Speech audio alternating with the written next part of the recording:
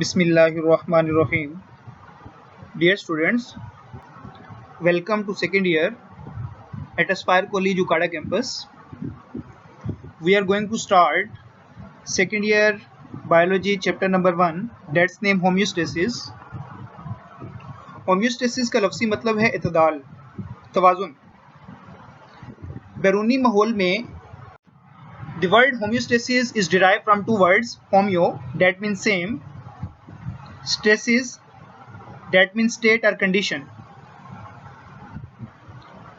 External conditions constantly changes that may become harmful. For example, हमारे environment के अंदर summer के अंदर गर्मियों के अंदर टेम्परेचर 40, 45, 50 से भी प्लस चला जाता है बाज़ दफ़ा, और विंटर के अंदर टेम्परेचर 10, 5 बाज़ इलाकों के अंदर माइनस के अंदर चला जाता है। लेकिन जैसा कि आपको पता है हमारी बॉडी का एक ऑप्टिमम टेम्परेचर है, एक सर्टेन टॉलरेबल नैरो रेंज है। मीन कि हमारी बॉडी का टेम्परेचर हमेशा 36.1 डिग्री सेल्सियस से लेकर 37.2 डिग्री सेल्सियस तक रहता है, because we have control mechanism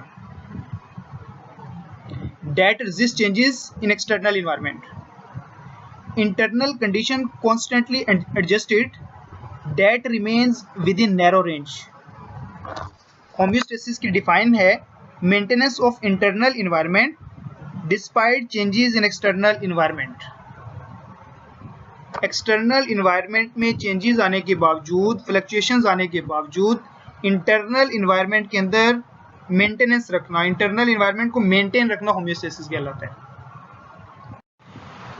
homeostasis is a central requirement of all organisms that leads to adaptation as well as helpful in evolution.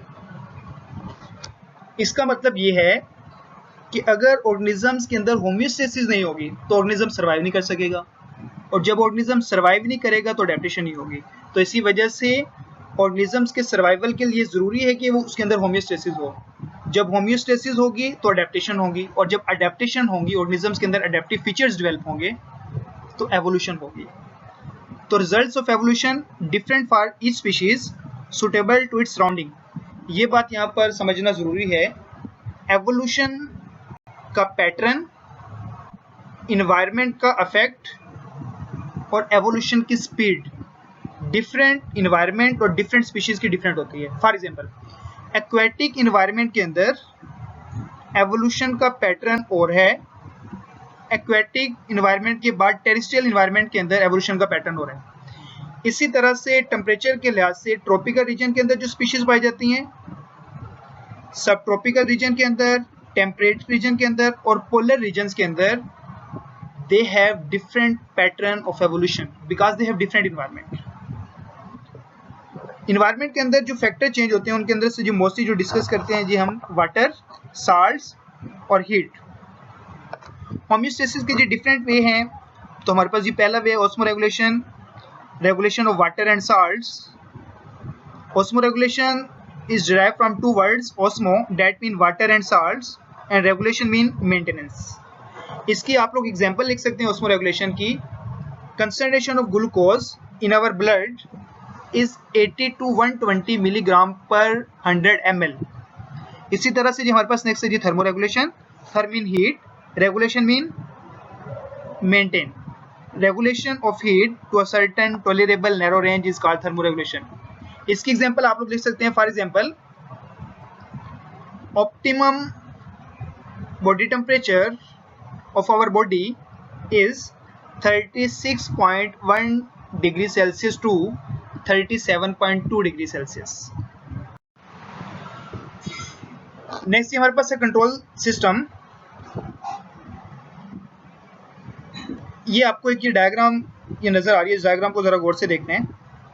इस डायग्राम के अंदर ये जो कर्व वाला जो एरिया ये वाला ये जो शो करता है, इसका मतलब ये है, ये कर्व वाला एरिया हमें ये शो करता है कि अगर बॉडी की condition certain tolerable narrow range तक हो तो बॉडी की कंडीशन हेल्दी कंडीशन होगी, और जैसे ही बॉडी के पैरामीटर्स बॉडी की let's suppose water, salts, metabolite, hormones, इन सब की कंसंट्रेशन इस सर्टेन टॉलरेबल नैरो रेंज से अगर इंक्रीज हो जाती है या डिक्रीज हो जाती है तो हम कहेंगे अब बॉडी की कंडीशन नॉर्मल नहीं है, अब नॉर्मल है, डिसऑर्डर है, तो मीन की it cause disease. Control system vary करता है from cell to organism level, keep condition in a narrow range, not at a fix level. एक बात जरा गौर से सुनिए आप लोगों ने, बड़ी इंपॉर्टेंट बात है, homeostasis never mean fix, it means maintenance. जैसा कि हम छोटी क्लासेस के अंदर आप लोगों ने पढ़ा है जी, बॉडी का temperature, optimum temperature 37 degree Celsius होता है, ये बात गलत है। बल्कि बॉडी का टेम्परेचर एक सर्टेन टॉलरेबल नैरो रेंज के अंदर होता है, मीन के जो कि 36.1 से लेकर 37.2 डिग्री सेल्सियस तक है। इसी तरह से फॉर एग्जांपल वाटर की अवेलेबिलिटी एनवायरनमेंट के अंदर वेरी करती है। समर के अंदर वाटर की अवेलेबिलिटी बहुत कम हो जाती है, dry during summer and abundant during rain, लेकिन बॉडी के अंदर जो वाटर की कंडीशन है वो तकरीबन हम कहते हैं कि एक सर्टेन टॉलरेबल नैरो रेंज तक रहती है, तो बॉडी के अंदर 70 to 80% रहती है अंडर ऑल कंडीशन। उसके बाद नेक्स्ट हमारे पास फ्लक्चुएशंस का फैक्ट बताया हुआ है। फ्लक्चुएशंस का अगर हम फैक्ट देखें, एक हमारे पास है ये एक्सटर्नल इन्वायरमेंट, जो ऑर्गेनिज्म का एक्सटर्नल इन्वायरमेंट है, एक है सेल का एक्सटर्नल इन्वायरमेंट।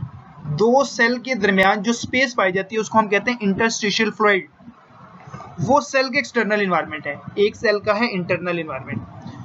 तो इन 3 पॉइंट्स के अंदर, इस स्लाइड के अंदर ये बात बताई गई है कि एक्सटर्नल इन्वायरमेंट जो कि ऑर्गेनिजम्स का है उसके अंदर फ्लक्चुएशंस बहुत ज़्यादा आती हैं। उसके बाद जो इंटरस्टिशियल फ्लूइड जो कि एक्सटर्नल इन्वायरमेंट है सेल का, उसके अंदर fluctuations as compare to external environment जो ऑर्गेनिज्म का है उससे तो कम आती हैं, लेकिन as compare to internal environment उसके अंदर फ्लक्चुएशन ज़्यादा आती हैं। और जबकि इंटरनल इन्वायरमेंट जो कि सेल का इंटरनल इन्वायरमेंट है उसके अंदर फ्लक्चुएशन बहुत कम होती हैं और उसके अंदर कंडीशंस को, पैरामीटर को एक सर्टेन टॉलरेबल नैरो रेंज के अंदर रखा जाता है।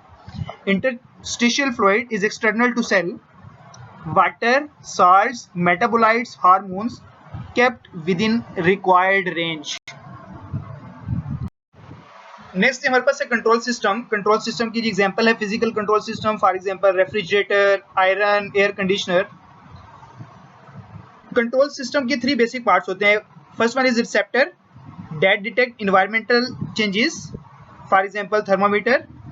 Second part is control center that make decision, turns affector on or off. Third one is affector that changes condition by cooling or heating unit. अब इस फ्लो शीट डायग्राम के अंदर आपको एक्चुअली नेगेटिव फीडबैक मैकेनिज्म का बताया हुआ है, कैसे एक फिजिकल कंट्रोल सिस्टम टेम्परेचर को मेंटेन करता है।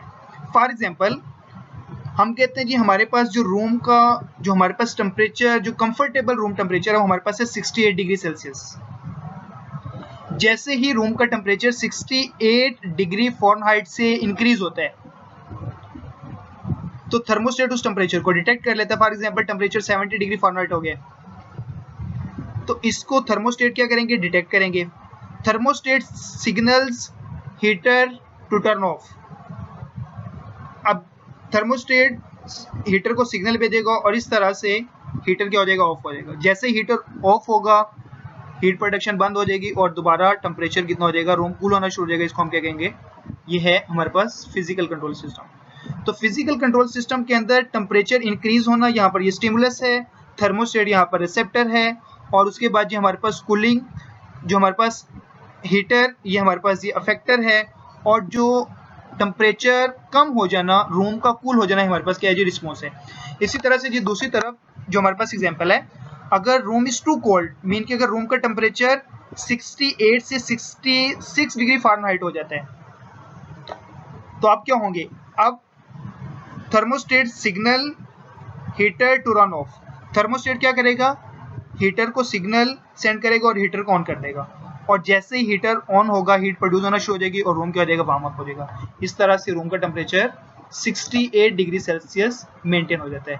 It's an example of physical control system. Next हमारे पास है फीडबैक मैकेनिज्म। फीडबैक मैकेनिज्म ऐसा मैकेनिज्म होता है जिसके अंदर किसी भी रिएक्शन का आउटपुट उस रिएक्शन की स्पीड को कंट्रोल करता है, उसको हम फीडबैक मैकेनिज्म कहते हैं। तो फीडबैक मैकेनिज्म की जी एक्चुअली दो टाइप्स हैं, एक है पॉजिटिव फीडबैक मैकेनिज्म और दूसरा नेगेटिव फीडबैक मैकेनिज्म। तो एक्चुअली जो फिजिकल कंट्रोल सिस्टम और बायोलॉजिकल कंट्रोल सिस्टम वो नेगेटिव फीडबैक मैकेनिज्म के जरिए होते हैं। आप बताएंगे जी नेगेटिव फीडबैक मैकेनिज्म के अंदर किसी भी रिएक्शन का, किसी भी मैकेनिज्म का जो आउटपुट होता है वो इनपुट के अगेंस्ट होता है, इनवर्स होता है, रिवर्स होता है, और ये बॉडी की कंडीशन को नॉर्मलाइज करता है, नॉर्मल कंडीशन की तरफ लेकर आता है। Negative feedback mechanism change triggers an action, the action reverse the change. For example cold temperature initiate heating mechanism, mean के जैसे अभी हमने एग्जांपल में पढ़ा, जैसे ही बॉडी का टेम्परेचर कम होगा तो हीटिंग सिस्टम को एक्टिवेट कर दिया जाएगा। Abundant water supply initiate excretion, तो it's an example of negative feedback mechanism. Next हमारे पास है types of organisms on the basis of homeostasis. There are two types of organisms. First one is osmoconformer, they do not regulate internal condition, they live in suitable environment। Osmo कन्फर्मर animals ऐसे animals होते हैं जिनको अपनी body की conditions को regulate करने की जरूरत नहीं पड़ती, क्योंकि ये ऐसे इन्वायरमेंट के अंदर रहते हैं जहां पर फ्लक्चुएशंस कम से कम आती हैं। इसकी जो हमारे पास बेस्ट एग्जांपल है हैग फिश। जालस फिशेज में से जो हमारे पास जो इसकी बेस्ट एग्जांपल हैग फिश, आप लोग इसकी एग्जांपल लिख सकते हैं हैग fish. And second one is osmoregulator, those organisms that constantly regulate internal condition to a certain tolerable narrow range। इसकी जो हमारे पास एग्जांपल शार्क, जो कि कार्टिलेजिनियस फिश है। शार्क एक्टिवली अपनी बॉडी के कंडीशंस को, साल्ट और वाटर को मेंटेन करती है, और ये हम इंशाल्लाह नेक्स्ट पढ़ेंगे, नेक्स्ट टॉपिक के अंदर इसको कैसे मेंटेन करती है।